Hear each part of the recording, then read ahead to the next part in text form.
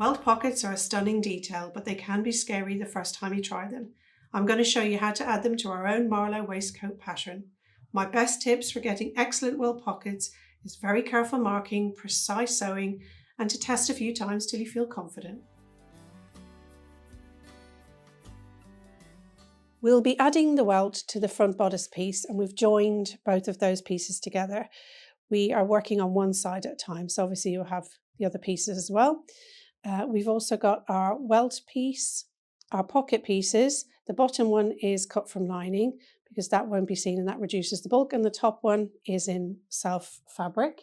We have interfaced the back of the welt opening, and the welt piece has been interfaced as well. We have the markings marked in for the welt pocket on both sides on top of the interfacing, but I've stitched a line of stitching around the rectangle to mark it, have it on both sides so it's really clear and a permanent marking. My top tip here is to measure and mark out with a ruler first to make sure you've got exactly the same length here and this marking here and here. Having this perfect will be the difference between a great welt and an okay one. You'll also need some scissors. I've got an extra sharp small one here as well, a marking tool, some pins, an iron and a ruler. Here you can see the stitching line, and I'm going to mark a line along the middle. So these rulers, graded rulers, are great for marking because you can line up the line, and I'm marking along the middle there. I'm going to mark in 1.5 centimeters from the end, and the same on the other end. And then we're going to join those lines up to the corners to create little triangles, and this will be the opening for our welt. We're going to fold the welt piece in half and make sure the edges are meeting and press. Make sure that's really evenly pressed. I'm going to take the raw edge of the welt, match it up with the center line, that one that we've marked in the middle, and it should overlap on either end a little. And then we're going to pin from this side, making sure that we're matching it up with that line. I'm going to pin from this side first, just to make sure it's exactly in the right place. The closer we can get it, the better. And then we're going to turn over, and this is the line we're going to be stitching over, so we want to pin to hold it in place on this side. But because we pinned on the other side, we know it's in exactly the right place. Pin all the way along. And once I'm happy with that, I can turn over and remove these pins. Then we're going to stitch along this line here, back stitching on either end, making sure to stop at the dots.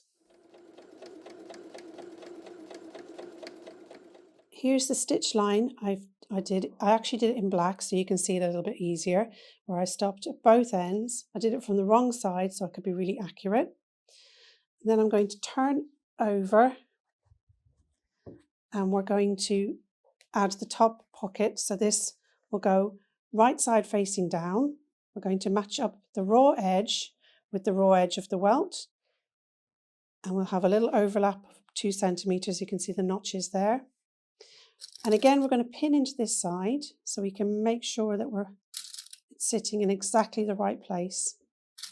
We're going to pin it along here so it doesn't move, then turn over, and we're going to be stitching into this line here. So we're going to pin along here, ready to stitch in the same way. And then we're going to stitch along this line, back tacking on either end.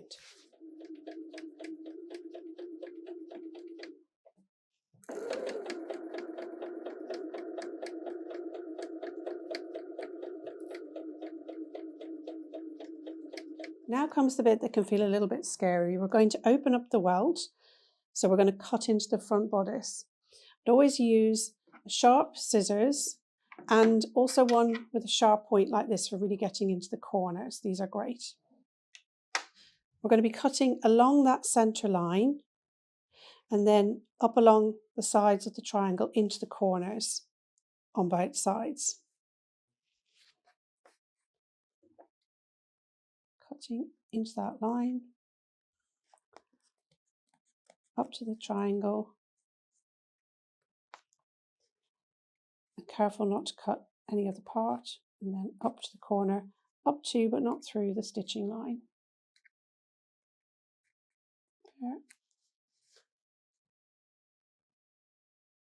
Now we're going to pull the pocket piece and the welt through to the other side. So just give that a push through, and the welt goes through like this. I'm going to turn over and get the welt sitting flat and the pocket bag over the top. And once we've got that all flat, with the pocket bag facing downwards, we're going to give a little press. Just press here, all the seams, and then just have a little check to make sure that it's all nice and flat before we continue on this side. So you can see here where I've stitched the triangles down in black thread. Careful just to stitch the triangles and not go too far forward on either side. And then once we fold those out, we should get the shape of our welt. So it should be a perfect rectangle. We can give that a little press. So now we're going to attach the lower pocket bag. This one has been cut in lining fabric because it won't be seen and that will reduce bulk. We're going to be attaching it to the welt seam allowance. So I'm going to flip it up and add it here to the seam allowance. We can actually move all of this out of the way now, making sure that the notches match up so we have a little bit of overlap. I'm going to pin through the seam allowance to attach it on here, and then once that's pinned, we're going to stitch at 8 millimeters here, so we're stitching inside the stitching line of the welt. So here's that 8 millimeter stitching line here, and then I've also pinned the two pocket bags together and stitched at 2 centimeters, in this case all the way round, to join the pocket bag. And there's the pocket bag finished, and from the other side we can see the welt pocket.